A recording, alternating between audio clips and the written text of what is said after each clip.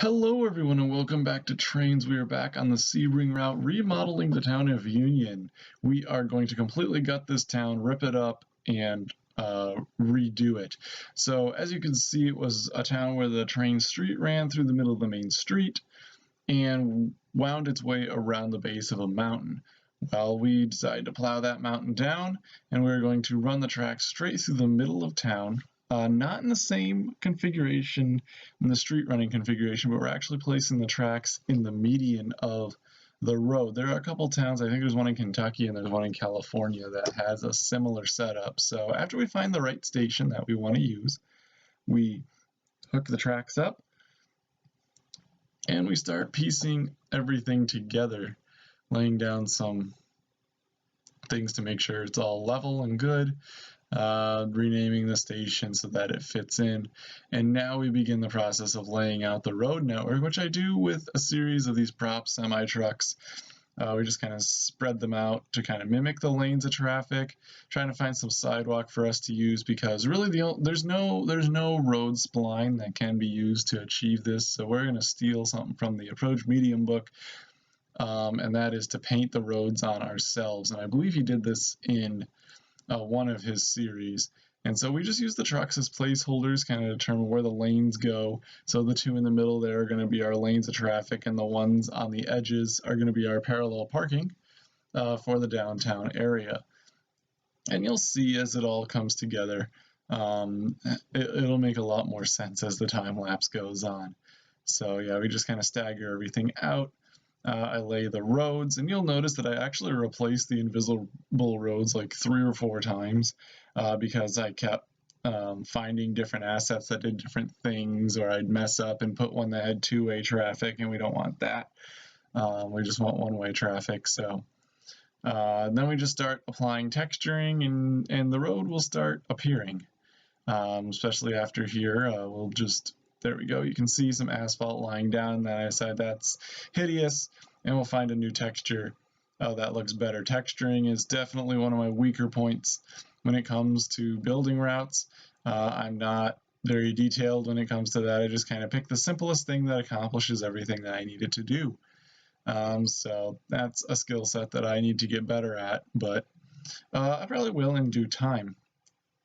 So yeah, at the moment we're just kind of plotting how we're going to make everything fit together. We're going to begin tearing everything out of the old town at this point, all of the crossing systems, the wires, the lights, the roads, everything, and then just kind of reposition assets a bit so we can just kind of see what the town has, because we don't want to completely rebuild the town from scratch. We're going to keep most of the same businesses and things like that in, and we're just moving them around. Yeah,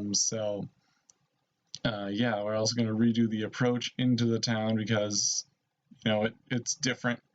We don't want it to be as, I guess, bendy is the right term. Not really, it's not, but it kind of bends and loops and it looks silly. So we're just kind of trying to make it a little more prototypical. So yeah, you'll see the town evolve as we flip some buildings around to kind of give it that old-timey feel.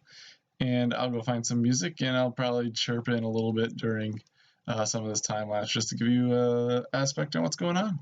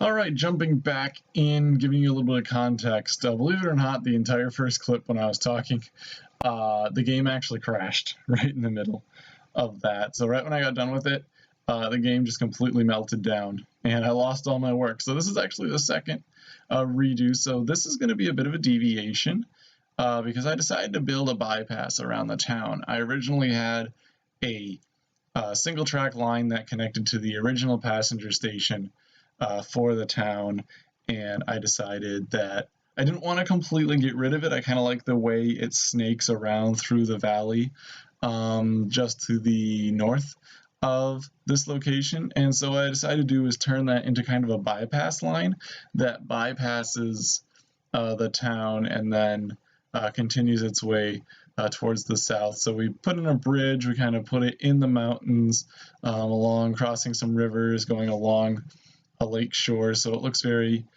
picturesque, and you know, it's not meant to be like a main line bypass, but it could be used as such. We've got the northern connection of that bypass line, but I haven't done the southern connection, so I'm not really 100% certain how that's going to go. So, you know, this part's a little bit extra. I thought about just removing it entirely, but decided not to. So here we're going to put in a little bridge, and you'll see how I kind of test how to do my bridge heights. We just kind of pull a double stack well car. So if you're working in the US, that's about as tall as you're going to get. There's not much taller outside of specialty loads, so you can just use those to do your bridge heights properly. So yeah, we're just filling in some terrain and making sure things are congruent, you know, with each other. There's no crazy height changes or anything like that. Putting in this road to just kind of disappear off the map, but make it kind of a cliffside 2-lane road, so you know it looks nice. Then we're just throwing in some mountains, and you know there's probably gonna be a lot of spinning and stuff like that, so I apologize if that makes people a little sick. Yeah, if that gets too bad, I'll have to that was one of the reasons why this is only 8 times normal speed, not 16 times normal speed, because it was starting to make me sick with all the mouse movements and, you know, terrain edits and all that stuff. So that's a pretty good acceleration for time lapses. So yeah, right now we're adding in this nice little lake area around the bypass route. So I'm just kind of seeing how I do that, and we just kind of put it over here into the south edge where the old mountains are that I did a terrible job of creating because I wasn't really trying. So we'll go in and fix those at a later date. So yeah, fill that up with water, maybe add a nice little river going off to the side. Oh, well, no, we'll just make that a whole lake, why not? So yeah, then we add in some more terrain because terrain is a real good terrain and water. Landforms and water are really good ways to curtail needing to build a giant city. Building cities in this game is tedious, and one way to prevent having to build a lot of city is to build landforms that make it impossible for your city to be built in. So that's the way to do that. Pretty good workaround if you're looking for a way out of, you know, detailing a whole lot of city. So now we're actually back into the town. We're editing a whole bunch of intersections now. So we laid out the roads, we got them to our liking, laid out the buildings, and now we're actually placing in the intersections and getting the details put in on them. I like these yarn, Y-A-R-N, intersections, because you can go into the properties menu and you know, it automatically adds stop signs and traffic lights and street lights and stuff like that. So yeah, if you're looking, they're on the download station. They're yarn, kind of like the things cats play with. So yeah, now we're going to go to the other end of town, just kind of tidy everything up, make it look good, make everything connect to each other, and then we'll deal with the other intersections later. So now we're going to save the game, and we're actually stepping into day 3 of me working on this. You know, we do this in a couple of days, maybe a couple hours a piece. So actually I'm replacing the roads again because I found a better invisible road asset than the one that I had. So this one actually is producing traffic, and you'll see that later on in the video. So now we begin the challenge of putting in the lines for the road. So it's going to look more like an actual road. So we're putting in some white lines for the parallel parking, yellow lines for the divider between the two directions of traffic. Let's see, yeah, we're just kind of trying to find things that we need. Gonna add in some parking because I realized the station makes the separation of the sidewalks asymmetrical, so I figured let's not waste the space. So now we're actually putting in the intersections, cutting out the sidewalk splines, cutting the new ones in here so we make sure they all match up. Thought about joining them together, that clearly doesn't work, so we just gotta custom position them. Then you got to actually paint the terrain, because remember we stamped the road textures onto the terrain, so you actually have to raise the terrain above the tracks to give it that prototypical look.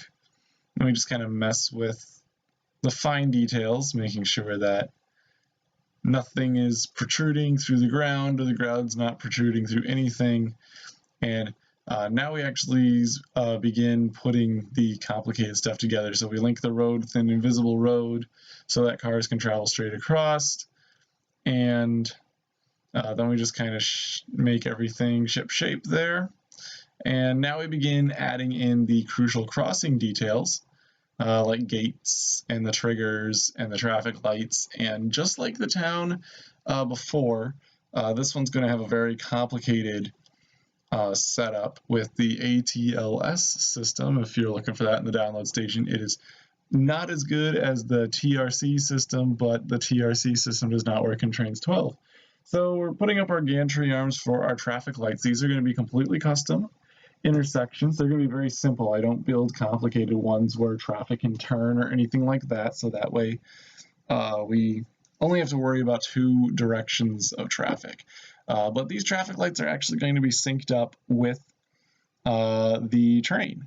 So when the train goes into the town, only certain traffic lights are going to allow green lights for travel. So we actually have to go in and set all this stuff up.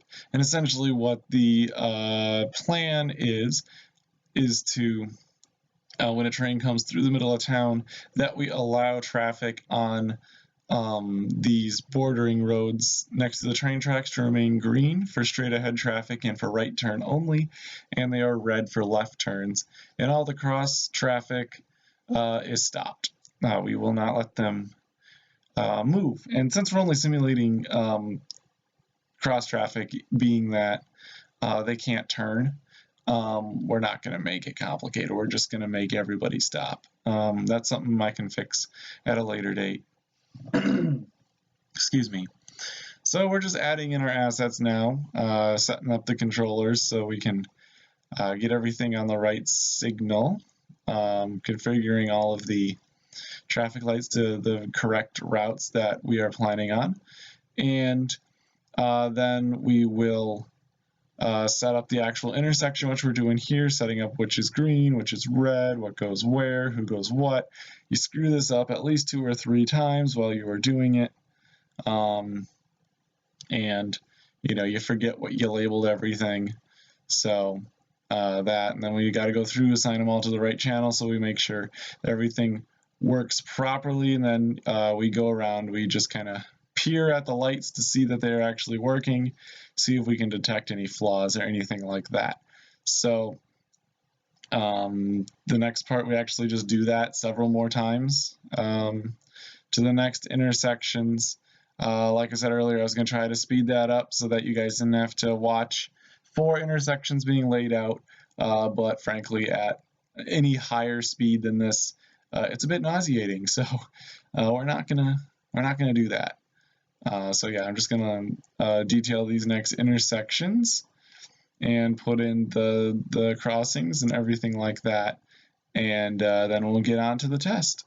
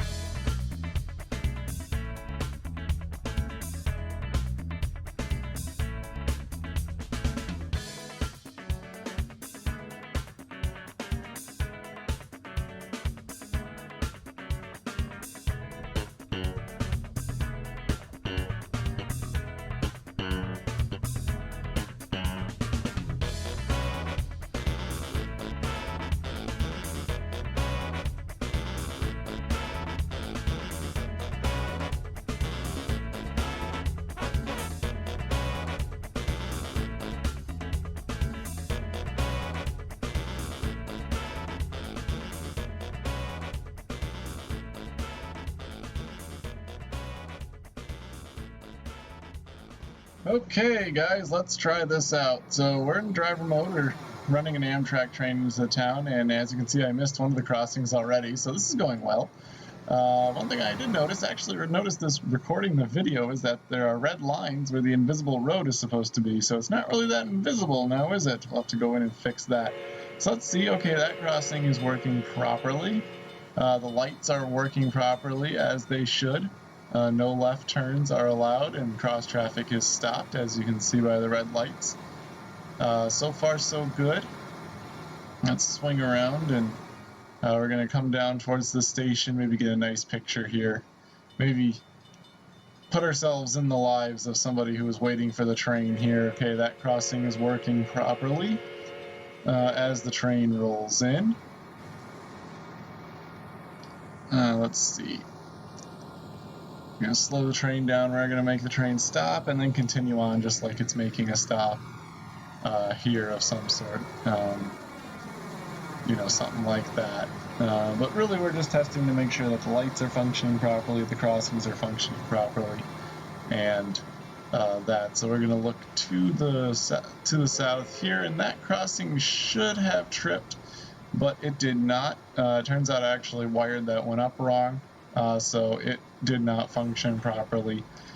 So I need to go in and fix that.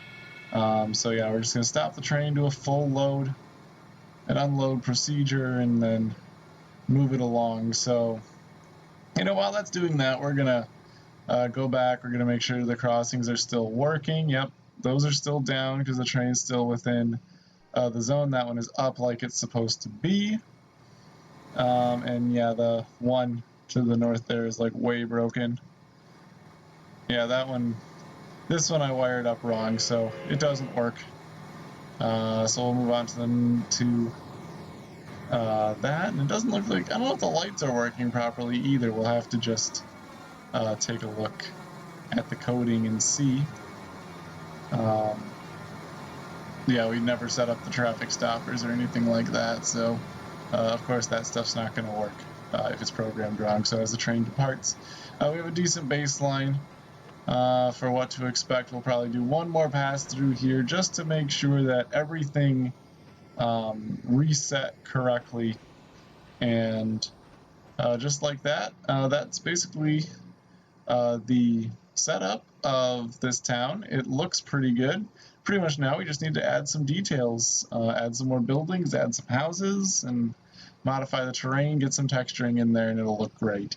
So hopefully you enjoyed the video. Leave a like, leave a comment if you wish, and we'll see you in the next one.